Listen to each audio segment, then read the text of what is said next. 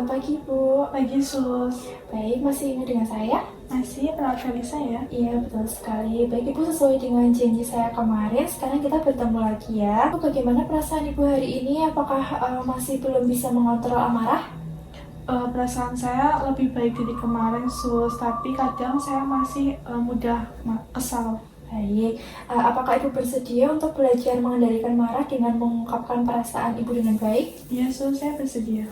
Baik, apakah Ibu sudah tahu bagaimana cara mengungkapkan perasaan dengan baik ketika Ibu sedang marah? Belum sepenuhnya tahu sih Sus, kadang saya merasa bingung harus bicara bagaimana. Baik, sejauh mana Ibu bisa menjelaskan perasaan Ibu saat marah?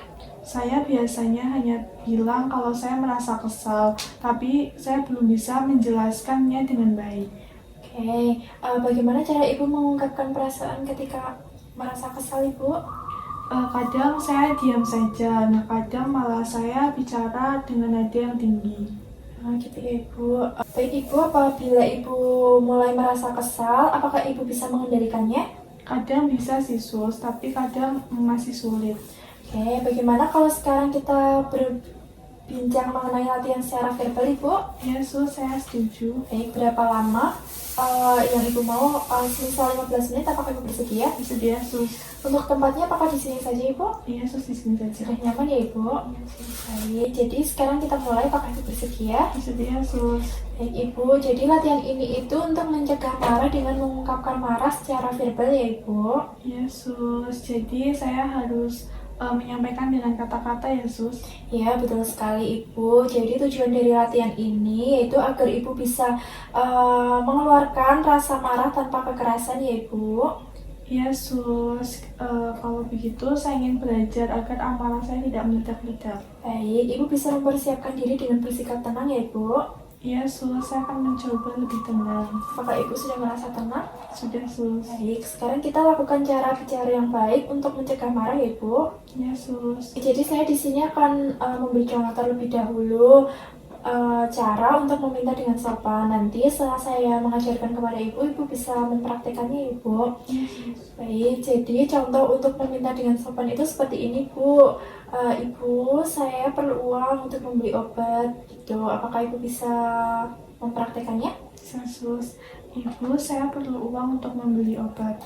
Ya, bagus sekali. Sekarang saya akan memberi contoh tentang menolak dengan sopan ya, Ibu. Jadi kata-katanya bisa seperti ini. Maaf, saya tidak bisa karena ada keperluan lain. Gitu. Coba Ibu sekarang praktekkan. Maaf, saya tidak bisa karena ada keperluan lain. Baik, benar sekali, Bu. Sekarang saya akan memberi contoh yang terakhir, yaitu cara mengungkapkan rasa kesal. Itu seperti ini, Bu.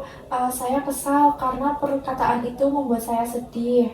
Coba Ibu praktekkan. Yesus, saya kesal karena perkataan itu membuat saya sedih. Baik, Ibu sudah bisa mempraktekkan ketiganya ya, Ibu. Yesus, Baik, bagus sekali, Bu. Bagaimana perasaan Ibu setelah kita latihan secara verbal?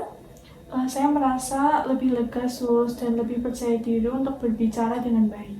Baik, coba Ibu sebutkan lagi bagaimana cara yang telah kita pelajari tadi. Saya harus bicara dengan suara yang rendah, sopan, tidak kasar, dan mengungkapkan perasaan saya dengan jelas. Iya, bagus sekali. Mau dilakukan berapa kali dalam 1 minggu, Ibu? Mau latihan bicara dengan baiknya? Saya akan berlatih setiap hari supaya saya terbiasa Sus. Ya, bagus sekali.